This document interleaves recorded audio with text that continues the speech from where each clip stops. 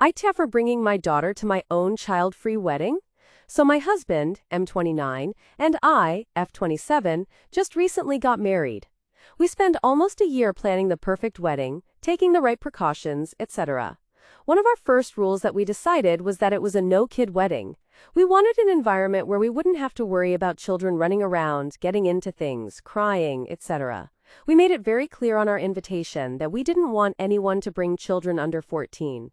We did, however, decide that we wanted to bring our daughter, 11 months, and I wanted to hold her during the reception and photo taking, and then have a family friend drive her home and wait for the babysitter to get there before coming back.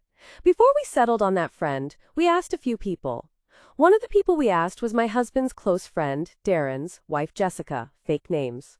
She declined because she didn't want to drive, which worked out fine as we were able to find someone else. So on the day of our wedding, after we told everyone several times about the no kids rule, she showed up with her 4-year-old. I was obviously taken aback, but I went to ask her about it. She told me that since I was bringing my kid, it was okay if she took hers. Honestly, I was furious. I tried to stay calm and tell her that this is a child-free wedding and she can't let her kid run around, but if she took her kid home, she was welcome to come back. She started yelling at me about how since I had a kid, it wasn't fair that she couldn't have hers. Her son at this point was already climbing on things, as she just let him run free. I told her that this was her last chance or she'd need to leave. She rolled her eyes, sat down in a chair, and just watched her son run wild.